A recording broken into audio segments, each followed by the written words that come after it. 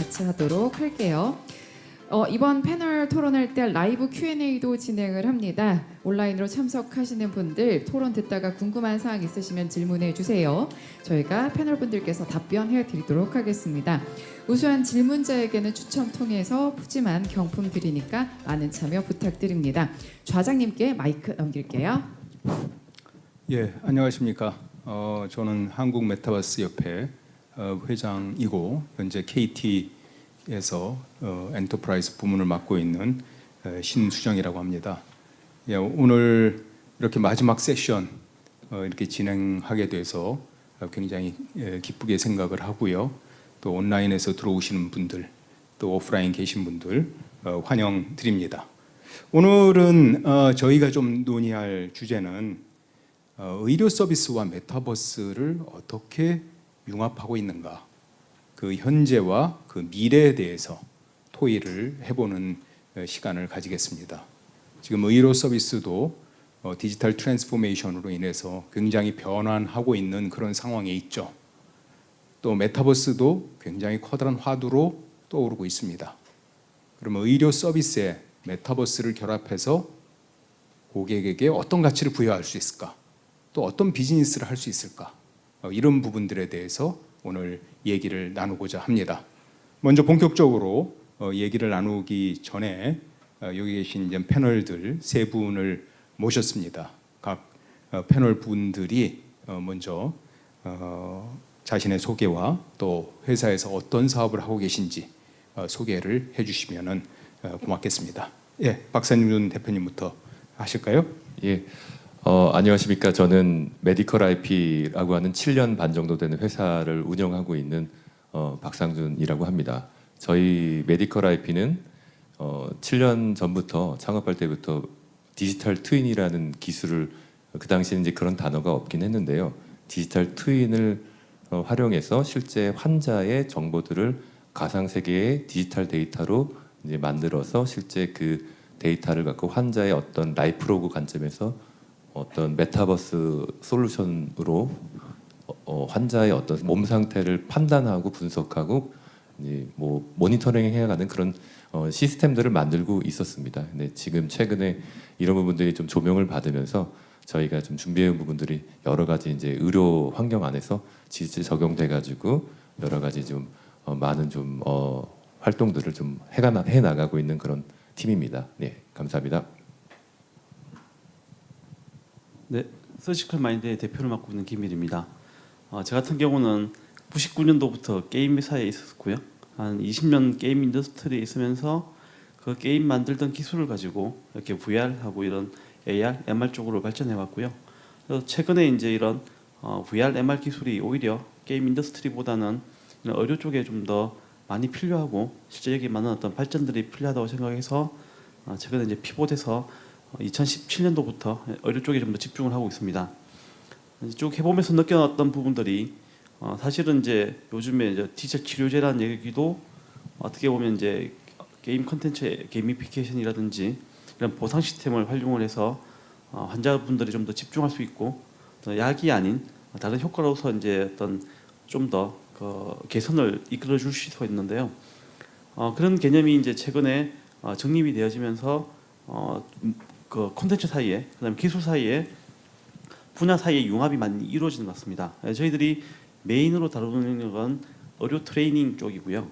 사실 의사분들이나 간호사분들께서 이런 어떤 술기 향상을 위한 교육이 필요한데 예전 같은 경우는 이제 아주 예전이죠. 한 80년대, 90년대는 실제 환자분들에게 직접적으로 이제 훈련을 할 수 있는 기회가 주어졌다면 점점 문화가 좋아지고 산업이 발전하면서 같이 인권이 같이 이제 발전하다 보니까 자연스럽게 의료 분야에 계신 분들이 이런 술기 훈련할 수 있는 환경들이 좀 더 어려워진 부분이 있습니다. 그래서 이제까지 전통적으로는 하드웨어 트레이닝이 되거나 아니면 실제 환자분 혹은 이제 동물을 통해서 트레이닝하고 훈련하셨는데 이런 부분들을 이제 그 VR 기술, MR 기술을 가지고 약간 메타버스 환경 속에서 훈련하게끔 해드리고 있고요. 그게 예전에는 이제 수술 전이라고 해서 이제 그 수술 과정이 아닌 영역에서만 트레이닝했다면은 최근에는 이런 부분들이 라이브러리 라이브 서저리 중에서도 훌륭한 수행태로 발전이 되고 있습니다. 그게 가장 중요한 게 이제 의료 메타버스 환경인 것 같고요. 그쪽 영역에서 다양한 형태의 트레이닝 솔루션을 개발하고 있습니다. 감사합니다.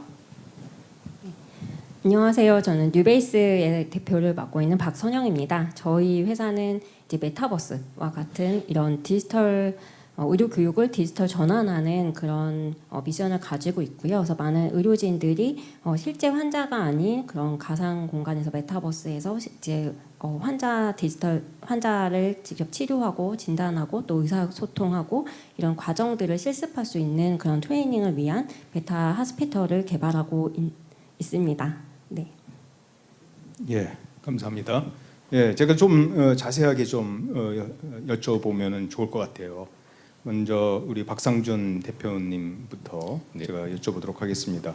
지금 약간 간략하게 회사에 대해서 환자의 몸 상태를 디지털 트윈을 통해서 이룬다 이런 말씀을 하셨는데 조금 더 자세하게 하시는 사업들을 말씀해 주시고요.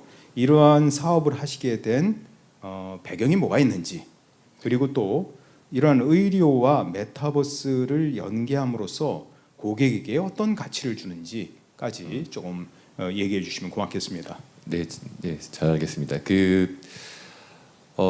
제가 이제 메디컬 IP를 창업하기 전에 이제 서울대학교 병원에서 이제 교수로서 활동을 하고 있었고요. 이제 특히도 이제 저희 팀도 영상 데이터 기반으로 디지털 트윈이라든지 메타버스 솔루션들을 만들고 있는데 실제 제가 또 영상의학과 스텝으로 있었습니다.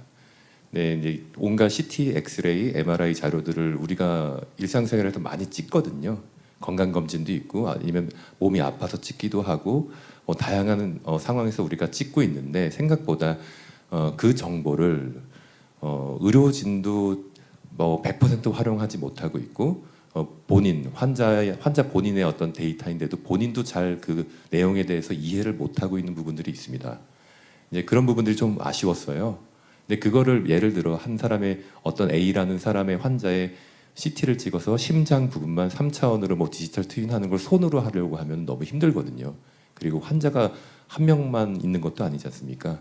그래서 이런 부분들을 기술로서 좀 어떻게 극복해야겠다라고 생각해서 이제 한참 고민하다가 이제 창업을 했고 실제 이런 배경 아래 이런 다양한 환자들의 데이터를 실제 라이프로그라는 관점에서 좀 다루고 싶었습니다.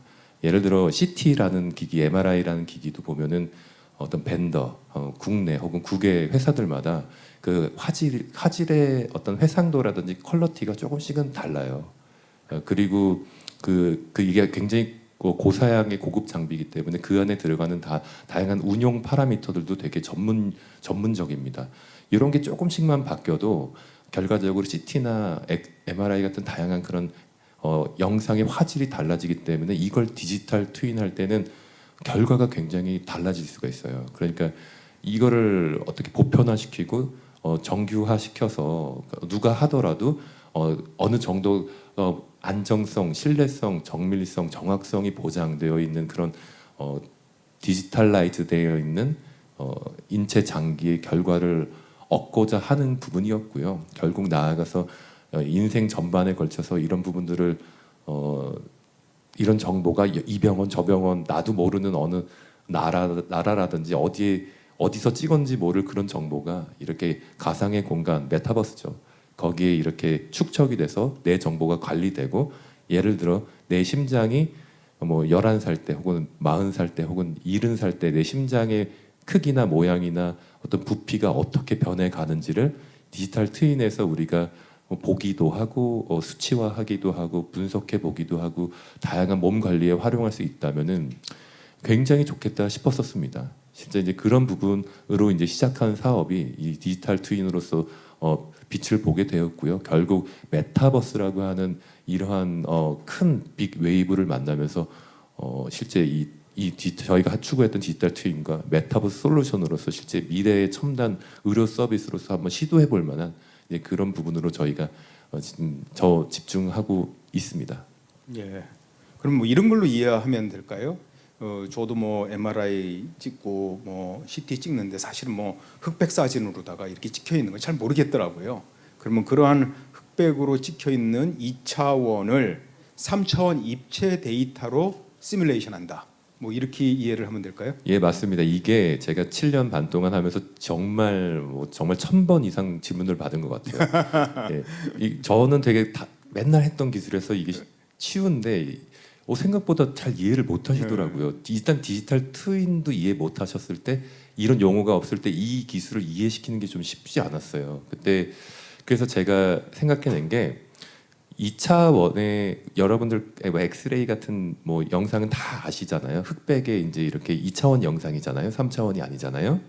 네, 그런 뭔가 흑백의 2차원 의료 영상을 저희의 이제 디지털 트윈 기술을 통해서 3차원 우리가 좋아하는 3차원의 칼라 TV 영상, 흑백 TV를 칼라 TV 영상으로 만들어주는 기술이라고 생각하시면 돼요. 그러니까 온몸에 수백 개의 인체 구조물이 있는데 이 인체 구조물이 다 분해가 따로따로 독립적으로 돼서 따로따로 관리가 된다는 그런 내용인데요. 결국 이런 부분을 환자가 의학 정보를 몰라도 지식이 없어도 딱 보고 3차원적으로 내가 이렇게 생겼고 이런 모양이구나 금방 알 수 있고 의료진도 전문적 의학 지식을 활용해서 보다 더 면밀하게 환자 상태를 기존에 못하던 부분에서 더 넘어서서 더 이렇게 관리하고 분석할 수 있는 부분에 가능해졌다고 할 수 있습니다.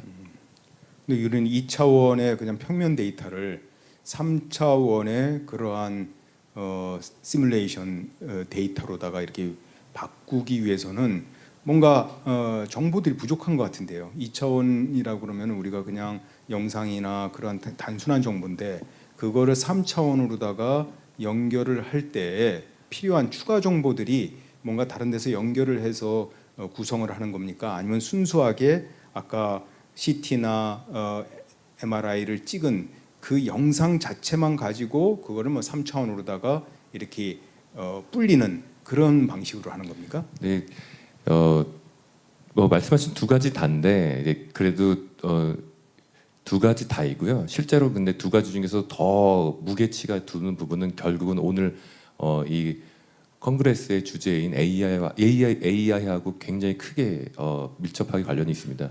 저희가 딥러닝 학습을 통해 가지고 수만 건, 수십만 건의 각 모든 장기들, 각각의 장기들을 다 딥러닝 학습을 했어요. 이제 그걸 통해 이 학습한 AI가 딱 보면 이건 심장이다, 여기는 간이다, 여기는 신장이다, 여기는 뭐 뼈 중에서도 L3 부분의 척추 부분이다. 이런 식으로 다 이렇게 찾아서 이렇게 떼어내 주는 겁니다. 이제 그런 부분이 학습이 돼 있기 때문에 AI로서 이런 부분이 조명이 됐고 실제 이제 좀 아쉬웠던 거는 이거 제가 디지털 트윈을 이렇게 지난 AI 딥러닝을 갖고 지난 7, 8년 동안 하면서 약간 뭐 이게 딱 디지털 트윈이라는 용어도 없고 하다 보니까 뭐 잘 좀 많은 분들한테 좀 이해시키기도 어렵고 조금 관심이 없었던 부분이 있어요. 이게 한 줄로 설명이 안 되거든요. AI가 디지털 트윈한다. 그럴 땐 그런 말도 없었고 이게 딱 뭐가 한마디로 안 되다 보니까 조금 이해시켜 드리는데 좀 어려움이 있었는데 지금은 다행히도 AI에 대해서 많은 분들이 알게 되셨고 또 다양한 AI들을 경험하시게 되셔가지고 그 중에 이렇게 각각의 인체의 뭔가를 찾아서 이렇게 딱 떼어내줘서 그걸 3차원으로 만들어주는 AI 기술도 있구나 그런 부분이 디지털 트윈이구나 이렇게 설명드릴 수 있겠습니다. 감사합니다. 많은 분들이 이제 이해를 많이 하셨으리라고 봅니다. 뭐 한 가지만 제가 좀 질문하면 그러면은 이렇게 입체적인 그러한 데이터를 가지고 가치를 주는 게 대상이 환자입니까? 아니면 의사입니까? 의사도 그 자료를 가지고 입체적인 자료를 가지고 훨씬 더 환자의 상태를 더 분석할 수 있을 것 같다는 생각도 들고요. 또 환자 입장에서도 그냥 평면으로 찍은 거는 저도 아무리 봐도 이거 모르거든요. 그거를 입체적으로 뭔가 나타내고 그것에 대한 부분들을 설명할 수 있다면은 환자도 이해가 깊어질 것 같은데 조금 더 어디를 타겟으로 좀 하시고 어디에 좀 가치를 부여하시려는 게 조금 더 초점이셨나요? 이 부분은 굉장히 명확한데요. 제가 병원에 있었던 사람으로서 이제 제가 연구실에서 하지 못하는 거를 넘어서서 해야 될 때 제가 그때 고민했던 부분입니다. 이게 그러니까 결국 병원에 있는 의료진도 좀 혜택을 줘야 되고 결국 병원의 의료진이 혜택을 받는다는 것은 궁극적으로 환자에게 최상의 서비스를 할 수 있는 것이라고 저는 생각을 합니다. 최종의 결국 혜택은 환자가 갖고 가는 게 맞고요. 이제 그런 어떤 의료 절차 안에서 벌어져야 되는 것인데 결국 의료진과 결국 환자 모두가 행복해야 되는 기술이어야 된다는 걸 전제로 깔고 좀 고민을 했었습니다. 그 중에서도 저희가 이제 이런 기술을 이제 해 나가면서 실제 AI와 아까 말씀드린 디지털 트윈 기술을 이제 적용하고 실제 의료진들이 바라보는 세상은 생각보다 환자를 우리가 이렇게 우리도 병원에 가면 의사 선생님이랑 막 면담도 하고 컨설팅도 하고 하잖아요. 근데 그거를 떠나서 의료진들이 진짜 이 환자를 면밀하게 분석하는 방법은 우리는 그렇게 표현하거든요. 직각평면. 그러니까 영어로 표현하면 오소고날 뷰인데 2차원의 앞에서 본 거, 2차원의 옆에서 본 거, 2차원의 위에서 본 거 이런 식으로 3차원인데 2차원으로 봐요. 그러니까 근데 우리가 진짜 뭐 외과 선생님들이 실제 치료를 하는 이제 선생님들은 환자를 대할 때 수술을 하거나 뭐 치료할 때 입체 평면 그러니까 뭐 실제 3차원이죠. 그러면 완전한 입체 원근 관점에서 환자의 병변을 대하거나 환자를 대하거든요. 이게 분석하는 것과 실제 대하는 게 차이가 있으니까 그 갭이 있습니다. 그 갭을 채워주는 기술이 저는 이거다라고 생각해서 그때 당시에 이거는 꼭 해야 되겠다. 그래서 이렇게 시작하게 됐었습니다. 예. 결국 의료진이 이제 입체와 어떤 2차원의 관점에서 그 갭을 줄여가면서 더 잘 환자를 볼 수가 있고요. 말씀드린 대로 그 최종 혜택은 결국 고스란히 다 환자한테 가게 될 것이라고 생각하고 있습니다. 예, 감사합니다. 기존에 있던 2차원의 흑백 데이터들 이런 부분들을 AI와 메타버스 기술을 융합해서 3차원으로 시뮬레이션을 하고 그를 통해서 결국 의사들이 더 환자를 잘 케어하고 그 결과 실제적인 부가가치들이 환자에게 갈 수 있도록 하는 기술 굉장히 대단한 것 같고 또 이러한 부분들이 정말 의료 부분들이 메타버스 AI와 같이 융합되는 좋은 사례라고 생각이 듭니다. 우리 김일 대표님 독특하게도 이 게임을 하시다가 이 업계로 들어오셨는데 게임 사업이 잘 안 되셨나 봐요. 네, 안타깝지만요. 예. 근데 그 게임에서 정말로 사용하셨던 VR, MR 이런 기술을 가지고 의료 쪽에 접목하셨다라고 하는데 그래서 의료 트레이닝을 이 프로그램들을 만드셨다고 그랬는데 조금 더 자세하게 설명을 해주시고요. 그런 다음에 게임 업계에 있었으면은 사실 헬스케어에 대한 부분, 의료에 대한 부분에 전문 지식이 없었을 텐데 어떻게 이런 분야를 하시게 되었고 또 지금 아까 트레이닝을 하신다고 그랬는데 구체적으로 이 메타버스 기술을 써서 어떤 영역에 어떤 트레이닝을 해서 좀 누구에게 좀 가치를 부여하는지 조금 더 자세하게 설명을 해주시면 고맙겠습니다. 네, 먼저 제가 이제 게임 쪽에서 의료로 넘어오게 된 계기는 말씀드린 대로 이제 VR을 사용하다 보니까 우연한 기회에 사실은 같이 게임 업계에 계신 분이 의료 쪽으로 먼저 가셨어요. 그래서 그 분에게 VR 기술을 가지고 이런 중독 치료를 도와드리는 컨텐츠를 만들다가 의료 산업에 대해서 이해를 좀 하게 되었고요. 사실 게임 저희들이 만들고 있는 우리가 게임 기술입니다라고 하는 거는 기술적으로 좀 더 정리를 해보면 주로 리얼타임 렌더링, 리얼타임 시뮬레이션 영역이거든요. 사실 이런 부분들이 이제 그동안은 게임 쪽에서 가장 많이 사용되어졌고 최근 한 10년간 또 영화 산업에서 정말 많이 사용되어졌습니다. 근데 이게 메타버스라는 이제 VR이나 MR이 와지면서 산업 전반에 다 사용되고 있는데요. 건축업계도 사용되고 있고 공장에서도 되고 있고 다양한 인더스트리에 쓰이는데 제가 의료에 좀 더 관심을 가지게 된 이유는 사실은 이제 VR 기술을 가지고 이 기술이 가장 의미 있게 사용되는 게 어딘지를 봤을 때에 의료 쪽이었습니다. 그래서 제가 이제 저희들이 처음 만들었던 트레이닝 솔루션이 백내장 트레이닝 쪽인데요. 이 백내장 트레이닝이 사실 우리나라 분들이 단일 수술 건수는 가장 많아요. 연간 한 50만 명이 이 백내장 수술 받으시는데 전 지구적으로 약 한 8천만 명의 실명 환자분들이 이 백내장 수술 때문에 백내장 수술을 받지 못하셔서 실명인 상태로 평생을 살아가십니다. 그러니까 선진국에 계신 분들은 그냥 한 2-30분 수술 받으시면 그 실명 상태가 해결이 되시는데 제3세계에 계신 분들 같은 경우는 그 지역에 계신 안과 의사분께서 백내장 수술을 하실 수가 없기 때문에 이런 문제가 발생하고 있는데요. 사실은 이제 이미 한 10여 년 전부터 이런 백내장 트레이닝 솔루션이 있습니다. 독일에서 만든 좋은 제품이 있는데요. 문제는 이게 가격이 5억을 하기 때문에 정말 필요로 하는 제3세계의 의사분들이 그 장비를 이용한 트레이닝이 좀 어려운 환경입니다.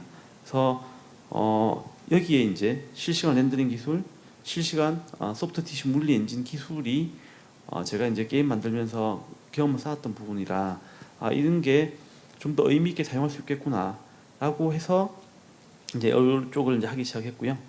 특히 이제 이게 실명 환자를 낫게 해드린다는 게 생각보다 제가 항상 의사분들 만날 때마다 그 얘기하거든요.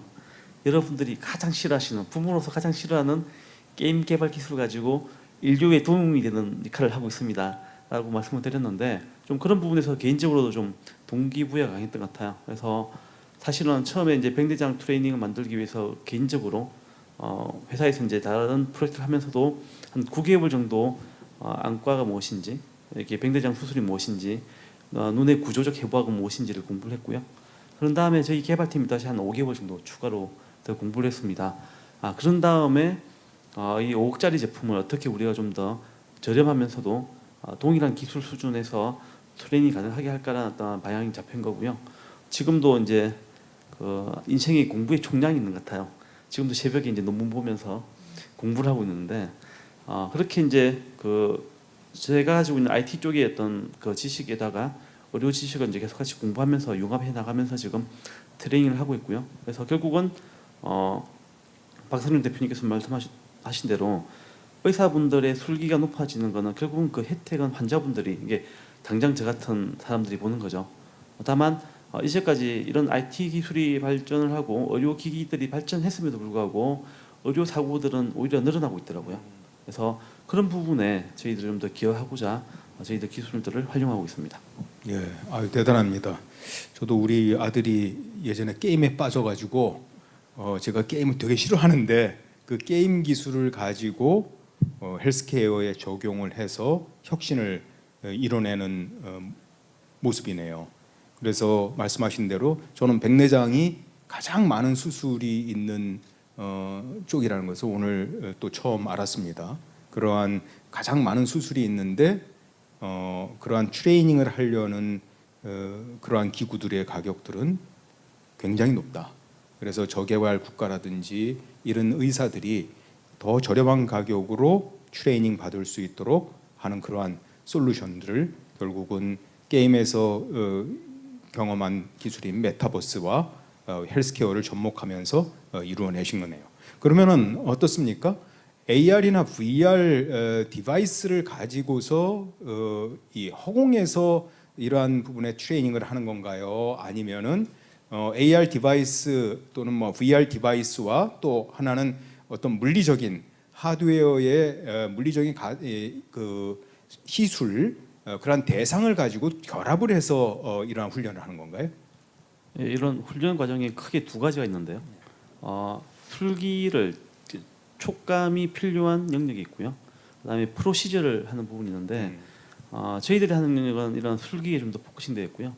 그다음에 뉴베이스는 좀 더 절차적 부분에 좀 더 포커싱 되어 있다고 보면 될 것 같습니다. 그래서 저희들이 주로 의사분들을 타겟할 때는 실제 수술 도구를 손에 쥐시고 그다음에 사람 수술할 그 신체 부위를 모사할 수 있는 형태의 더미와 함께 촉각을 주고 얘를 PC 컴퓨터나 VR 환경에서 다시 정밀하게 디지털 트윈으로 복제해 드리는 역할을 하고 있습니다. 그래서 그런 과정을 통해서 술기가 향상되게끔 그리고 예전에는 이런 어떤 이제 더미를 가지고 훈련한다 하시더라도 평가 과정이 소프트웨어에서 객관적으로 되기 어렵거든요. 근데 저희들이 같이 해드리는 게 그 평가까지 같이 해드리는 형태로 해서 옆에서 이제 지도해 주시는 분이 계시지 않다 하더라도 그 과정들이 이제 객관화되고 기록되어지고 평가될 수 있게끔 하고 있습니다. 그러면은 AR 글래스나 VR 글래스를 쓰는 건가요? 아니면 그거 없이 그냥 그 더미와 시뮬레이션된 화면 이 두 가지를 가지고 사는 건가요? 여러 가지 케이스별로 좀 다르다고 할 수 있겠는데요. 보통 이제 팽대장과 같은 수술은 마이크로 서저리라고 부릅니다. 아주 미세한 수술하는데요. 실제 의사분들께서 이런 미세한 수술하실 때는 현미경을 들여다보고 하시거든요. 그래서 그런 현미경과 같은 역할을 사실은 VR 기계가 하고 있습니다. 그리고 실제 손으로는 수술 도구와 환자의 눈을 모사해주는 더미가 같이 매칭이 되는 거고요. 그 외에 뭐 저희들은 인젝션, 약간 뭐 미용 성형이 있던 혹은 이제 정맥 주사를 받기 위한 주사기든 이렇게 하는 부분들은 이런 부분도 저희들이 이제 가상현실로 만들어 보았는데 의사분들이 디스커션하는 과정을 지켜봤더니 이런 컨텐츠는 굳이 VR이 필요 없는 부분도 보이더라고요. 그런 부분들은 더미는 존재하되 PC 스크린으로 보실 수 있게끔 해드리고 있고요. 마지막으로 이제 홀로렌즈로 하는 부분들이 있는데 이런 어떤 MR로 할 수 있는 여러 가지 방법이 있는데요. 저희들이 집중하고 있는 부분들은 라이브 서저리 중에 하는 부분들입니다. 실제 어떤 수술 과정을 보면서 커뮤니케이션을 물리적으로 할 수도 있거나 아니면 아예 다른 지역에 계신 분들이 아주 디테일하게 디스커션 하실 수 있는 형태로 이제 환경과 상황에 따라서 맞춤 형태로 개발하고 있습니다. 대단합니다. 그래서 게임에서 습득한 그런 리얼타임 처리라든지 VR, AR 또 가상현실 이러한 기술들을 실제적으로 의료의 트레이닝에 접목을 하고 그리고 그 더미들도 그것도 같이 개발하시는 거죠. 네, 처음에는 저희들이 이제 그 영화 소품 만드시는 분들에게 부탁해서 개발했고요. 최근에는 이제 이렇게 아예 의료 쪽으로 재질만 전문적으로 하시는 분들 계십니다. 그런 분들하고 같이 협력하고 있습니다. 그것을 통해서 결국은 우리 메타버스와 의료 이 부분들을 접목해서 결국 의사들이 효과적으로 트레이닝 받을 수 있는 그러한 환경들을 제공하고 계시는데 지금 보니까는 좀 독특한 것이 한 사람의 의사가 얼마나 이 수술을 잘하느냐뿐만 아니라 공동 작업할 수 있도록 하는 부분들이라든지 모니터링하고 참여할 수 있는 그러한 소셜의 그런 기능까지도 그죠?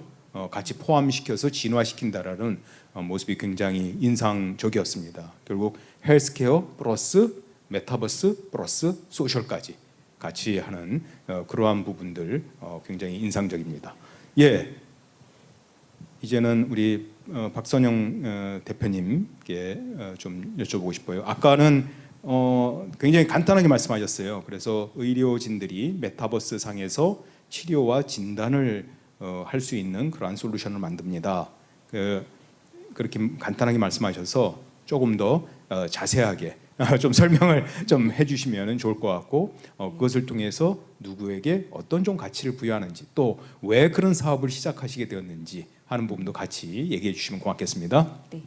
저는 원래 의료진은 아니고요. UX 분야에서 오랫동안 커리어를 이제 쌓고 오다가 내가 가지고 있는 이런 UX 역량을 이런 의료 분야의 난제를 해결하는 데 좀 도움이 되지 않을까 해서 헬스케어 서비스 디자인을 하는 회사로 창업을 하게 됐어요. 근데 막상 의료 분야에 오니까 의학적인 개념이 너무 어렵고 이해가 잘 안 되고 또 물어봐서 아는데도 한계가 많이 있었어요. 그래서 책으로 보고 논문을 많이 봐도 실제 환자를 보고 제가 환자를 경험하지 않았기 때문에 그 개념을 이해하는 것이 굉장히 어려웠습니다. 그래서 이런 과정에 제가 스스로 학습해가는 과정에서 많은 간호대학 학생이라든지 그런 의과대 학생, 많은 학생들도 마찬가지로 나와 같은 어려움을 겪으면서 또 수없이 많은 의학 서적과 개념들과 씨름하고 굉장히 어려운 과정에서 학습을 하고 있다는 것을 알게 됐고요.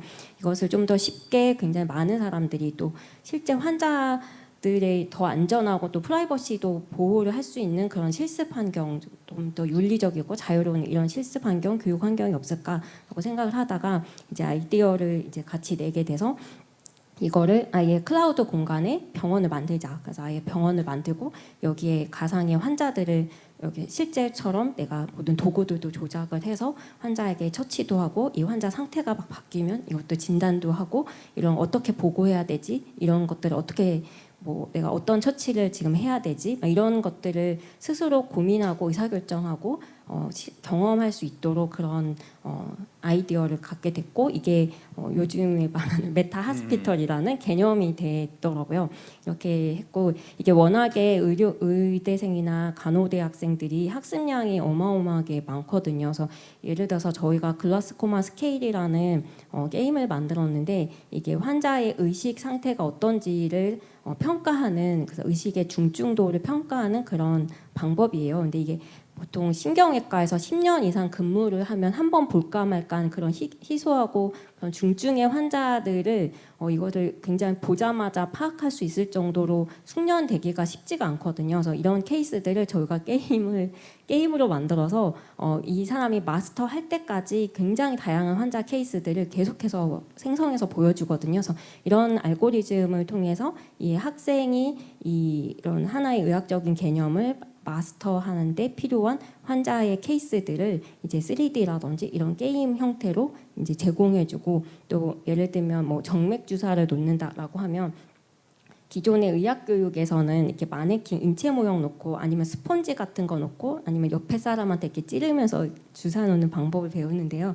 이게 그냥 단순히 주사 놓는 방법만 알지 실제로 환자가 뭐 MRI 찍으러 간다, CT 찍으러 간다, 오랫동안 뭐 입원해야 하는 환자다, 그다음에 아니면 근육질이어서 혈관이 막 도망가서 주사가 잘 안 들어간다, 막 이런 다양한 상황이 실제 임상 상황이거든요. 그래서 이런 상황들을 그럼 이 게임 안에서 경험하게 해주고 이럴 때 노하우들이 있어요. 그래서 뭐 혈관이 뭐 너무 두꺼우면은 근육이 두꺼우면 혈관을 이렇게 잡고 놔라 뭐 이런 것들이 있고 놓는 위치 이런 것들이 굉장히 이런 임상적인 노하우들을 이 게임 안에 녹여서 그런 실제 병원에 갔을 때 좀 더 실수하지 않고 의료 사고를 예방하면서 더 환자에게 안전한 그런 의료 그 서비스를 제공할 수 있도록 이런 부분에 기여하는 일을 지금 하고 있습니다. 예. 네. 그러면 아까 이제 김일 대표님께서는 주로 이제 의사분들이 수술을 하는 데 있어서 효과적으로 지원할 수 있는 그러한 메타버스 환경을 제공하는데 박선영 대표님 쪽은 주로 뭐 간호사나 학생들이 환자들을 실습하는 데 있어서 효과적인 환경을 만들기 위한 메타버스 환경 이렇게 이해도 되나요? 네, 보통 전문의 분들은 수술을 집도하기 때문에 손의 촉감이나 이런 것도 굉장히 중요해요. 그래서 네. 정교한 수술법을 배우셔야 되지만 일반적인 의과대생이나 이런 학생들은 개념이라든지 의사결정, 임상 상황에서 환자 상태를 파악한다거나 이런 부분이 학습이 중요하거든요. 그래서 저희 같은 경우에는 이 커버리지를 굉장히 중요하게 생각하고 그러니까 접근성을 되게 중요하게 생각을 해서 하드웨어를 사용하지 않고 VR이라든지 모바일이라든지 이런 스마트폰 그다음에 PC 기반으로 굉장히 다양한 교육 커리큘럼을 커버리지를 이제 높여서 접근성을 굉장히 높여주는 데 초점을 두고 있습니다. 예, 감사합니다. 그 다음 좀 얘기를 하고 싶은 거는요. 여기 벌써 질문도 또 나와 있네요. 사실은 저희가 이 부분들을 좀 질문을 하고 싶었습니다. 지금 이 세 분이 이러한 헬스케어와 메타버스를 융합하고 있는 그러한 솔루션들을 제공하는데요. 이런 세 분들이 하고 계신 일이 지금 글로벌에 지금 비춰봤을 때 현재 경쟁력이 우리 한국의 그러한 메타버스와 의료를 결합한 이러한 솔루션들의 경쟁력이 어떻게 되고 또 우리가 여기에서 글로벌로 진출하고 경쟁력을 더 강화하기 위해서는 현재 뭐가 좀 개선되어야 되고 좀 필요한지 뭐 이런 부분까지 좀 말씀해 주시면 좋겠네요. 그럼 거꾸로 하실까요?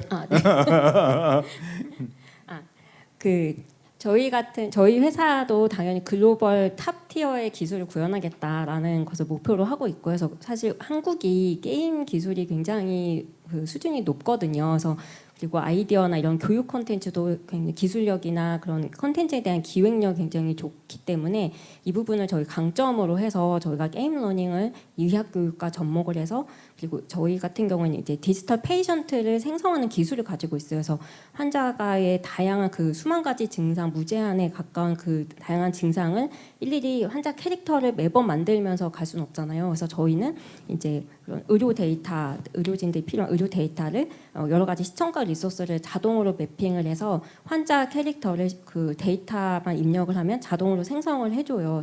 그래서 어떤 처치를 하냐에 따라서 환자 증상이 상호작용을 하면서 환자 증상이 계속 바뀌거든요. 그래서 내가 잘못하면 막 CPR 뜨고 막 이런 것들이 돼요. 그래서 이런 경험들이나 기술 그런 탑티어급의 기술을 우리가 보유하고 있고 이걸 활용해서 차별화된 학습 효과를 계속해서 저희가 증명해 가면서 글로벌 진출을 계획을 하고 있습니다. 이런 기술적인 부분에서 저희가 강점이 있다고 생각을 해요.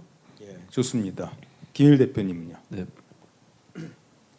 예, 우리나라 분들이 정말 좀 빨리빨리 하시고 새로운 기술 보시면 또 참지 못하고 연구하시기 때문에 사실 우리나라 의사분들이 이제 어떤 새로운 기술 도입을 해서 의료 환경에 적응하시는 데 있어서 의료 분야가 보수주긴 하시지만 상당히 또 적극적으로 하시기도 합니다. 그리고 술기가 높으시기 때문에 어떻게 새로운 기술을 도입을 해서 적용해 볼까에 대해서도 상당히 빠르고요. 그래서 한국 의사분들과 한국 IT 기업이 모여서 어떤 솔루션을 개발하면 전 세계에서 가장 빠른 편에 가 있고요.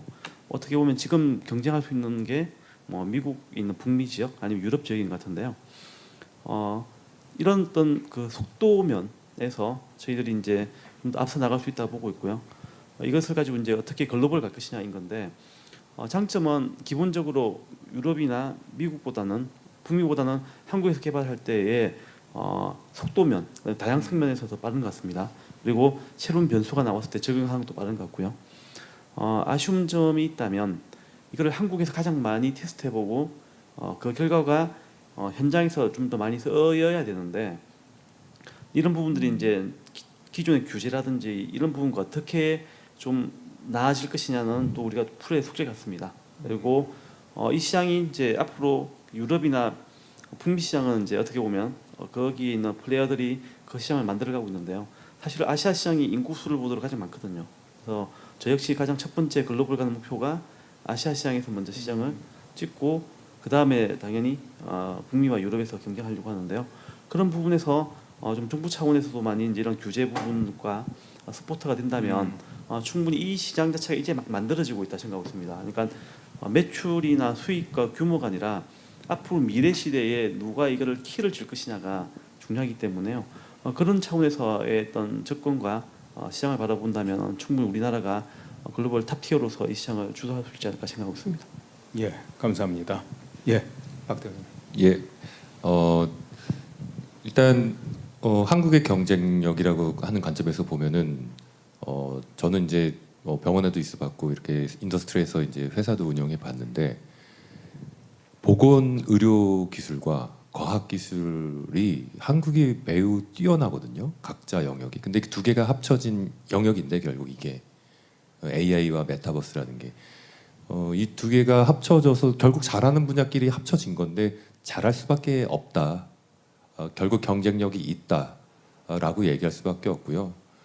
이게 글로벌 관점에서 봤을 때도 저도 뭐 여러 해외 기업들이라든지 뭐 여러 해외 학계, 뭐 병원 이렇게 보면 기술의 발전 추이를 보면은 우리나라가 정말 빨리 적용하고 그것도 빨리뿐만 아니라 아주 되게 수준 있게 되게 잘 적용을 빨리 합니다. 이제 그러면 이제 그것까지 좋은데 이제 두 번째 아까 질문대로 이렇게 경쟁력이 있는 기술을 어떻게 좀 잘 끌고 갈까에 대한 이슈는 이게 저는 오히려 전 재밌는데 왜냐하면 최근에 이머징 테크라고 하는 여러 기술들이 지난 10년 이래 아주 다양하게 도래를 했거든요.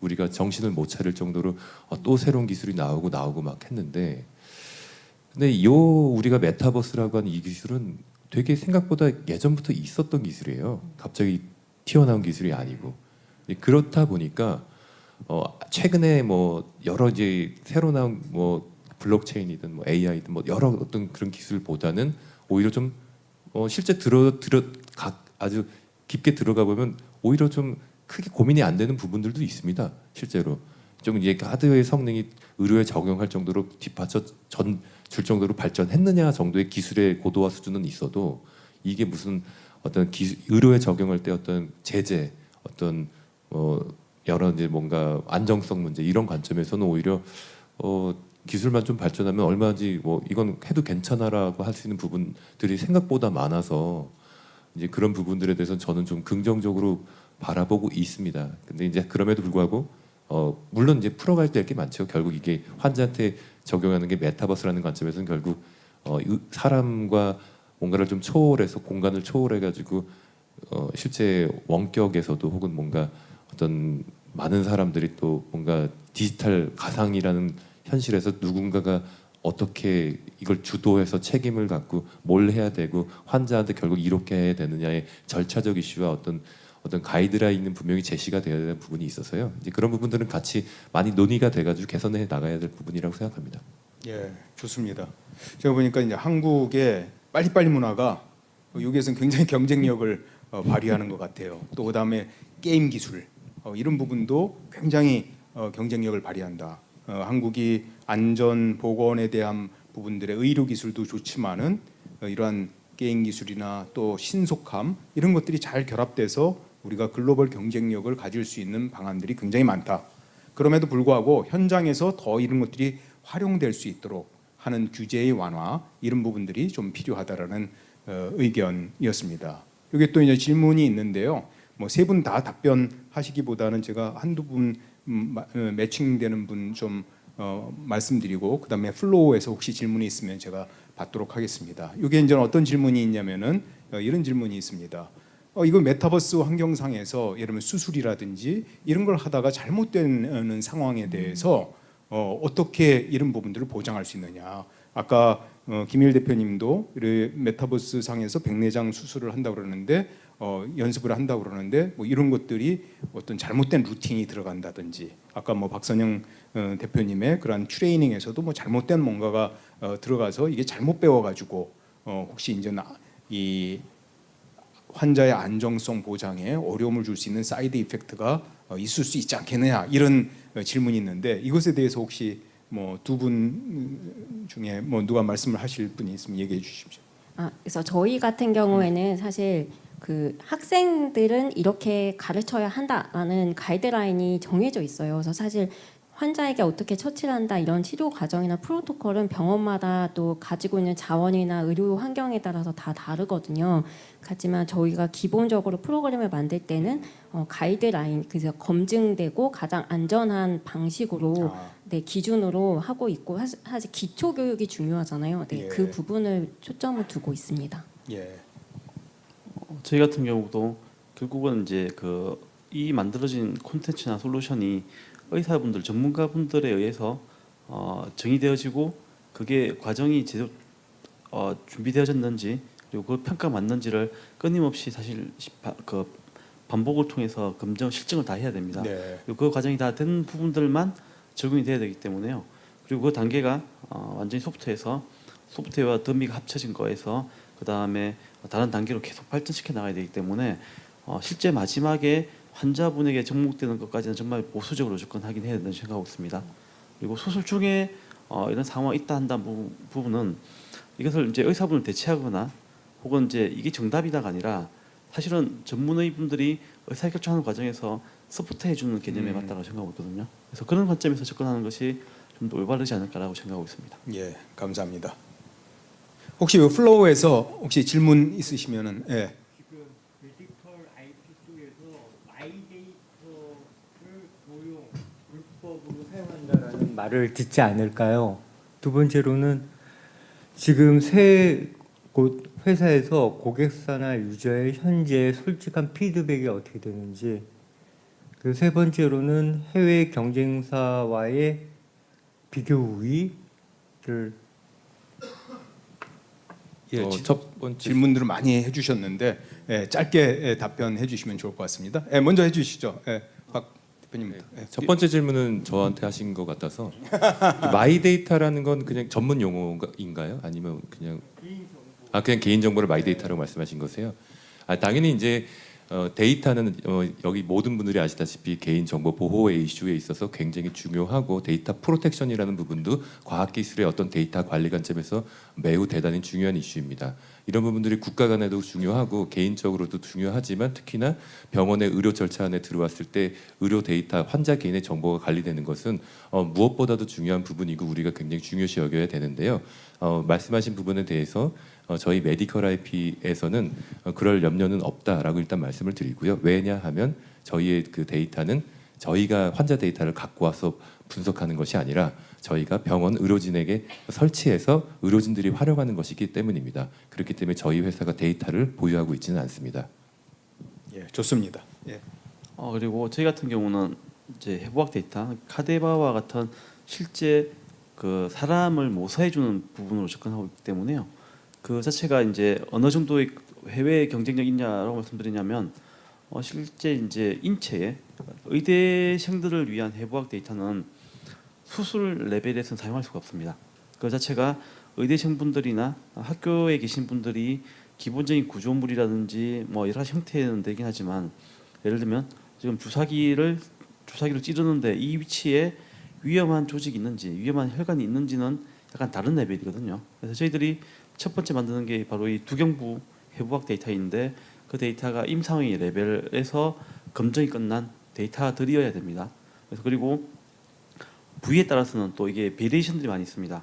얼굴 부위 혈관만 하더라도 한국인 같은 경우는 이제 중요한 혈관들이 코 쪽 위쪽 가는 게 뭐 30%, 입술 쪽으로 내려오는 게 뭐 20%라고 한다면 사실 카데바 실습을 하실 때는 그 환자분의 상황에 다 다른 결과인데 소프트웨어적으로는 그런 부분들을 저희들이 필요에 따라서 생성해 드릴 수가 있습니다.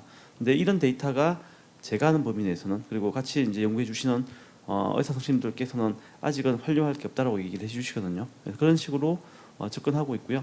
그런 부분에서는 저희들이 글로벌 넘버 탑입니다라고 말씀을 드리지 못하지만 적어도 같은 레벨에서는 다루고 있습니다 정도까지는 제가 확신하게 말씀드릴 수 있습니다.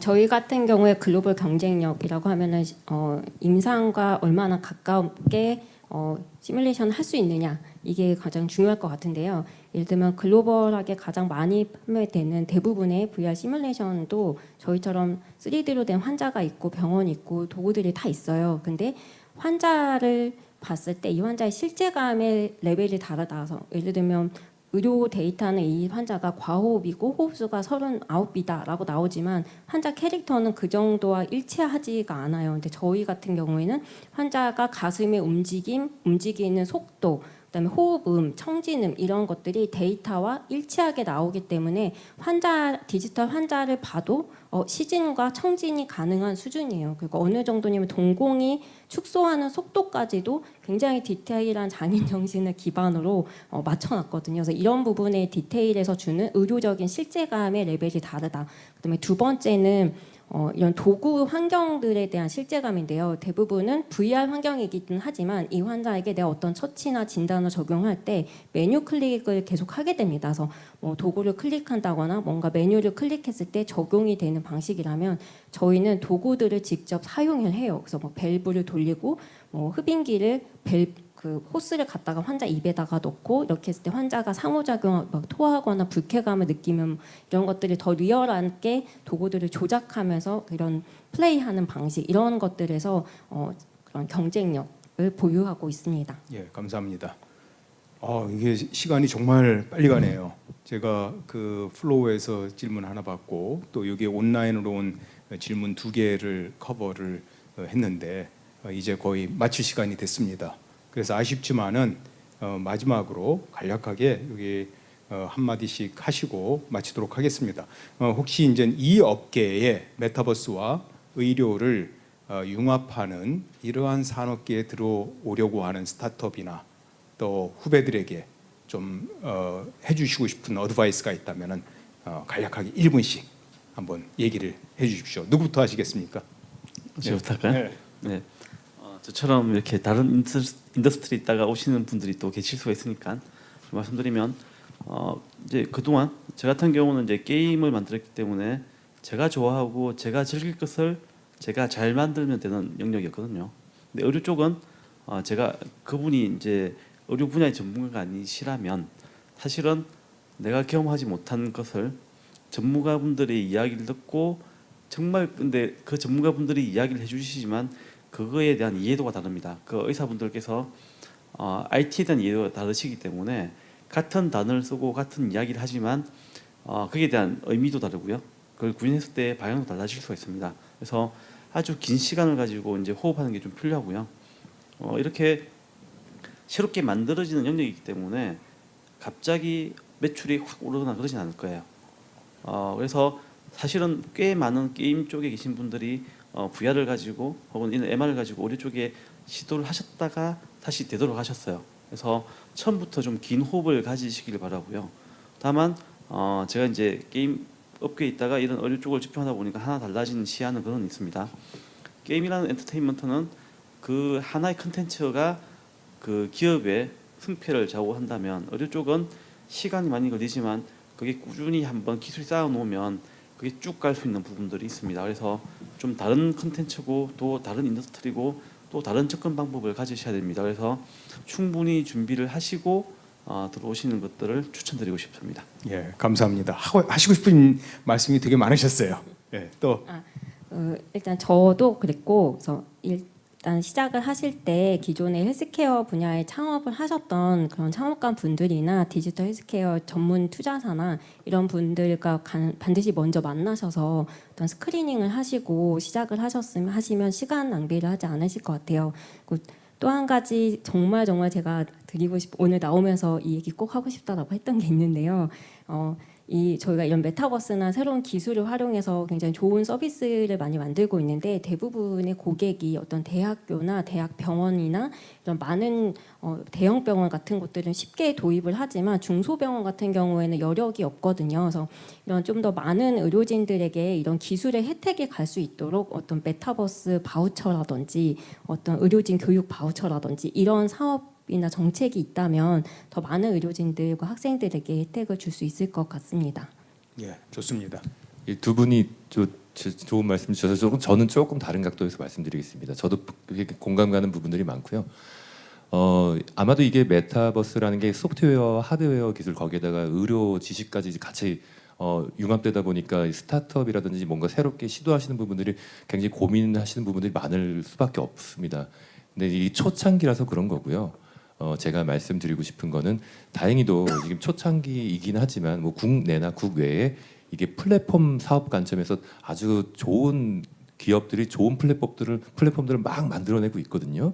뭐 우리나라도 뭐 KT, 뭐 네이버, 뭐 SK 뭐 여러 가지 만들고 있고 미국도 뭐 엔비디아, 옴니버스 플랫폼, 뭐 또 IBM, 뭐 애플 막 여러 가지 디바이스를 만들고 있어요. 마치 우리가 아이폰이나 뭐 갤럭시가 나왔을 때 거기에서 우리가 어떤 걸 앱을 만들어서 무슨 주제로 할까로 생각하시면 좋을 것 같아요. 이걸 애초부터 우리 아주 초반에 하셨던 여기 계신 분들처럼 이걸 처음부터 다 만들어서 가려고 하면 이게 솔직히 너무 생각보다 할 게 너무 많아요. 그렇기 때문에 이걸 차라리 그런 플랫폼을 사용해서 활용할 수 있는 시대가 곧 오는 것 같습니다. 그런 부분들을 잘 보시고선 주제를 잘 발굴하시면은 생각보다 되게 좀 아주 어렵지 않게 뭔가를 시도하실 수 있지 않을까라고 저는 좀 말씀드리고 싶습니다.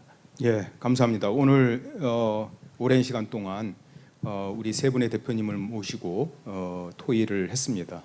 지금 뭐 결론적으로 첫 번째는 의료와 메타버스의 융합이 지금 활발하게 이루어지고 있다. 그리고 이 주도는 지금 세 분의 각각 백그라운드가 다른 것처럼 어떤 분은 의료를 출발을 했고 어떤 분은 게임으로부터 출발을 했고 어떤 분은 UX로부터 출발한 이런 방식으로 굉장히 융합이 이루어지고 있다. 그리고 두 번째는 이러한 기술이 시간이 걸리지만은 충분히 플랫폼 사업으로서 가치가 있고 또 한국의 글로벌 경쟁력이 있다라는 것을 다시 한번 확인할 수 있는 시간이었습니다. 마지막으로는 이러한 부분들의 좀 허들을 제거하고 또 소외되고 돈이 많지 않은 그러한 기관들의 지원을 위해서 정부나 또 사회가 조금 더 앞장서 줬으면 좋겠다. 이러한 세 가지로 오늘의 토의를 마치도록 하겠습니다. 네, 감사합니다.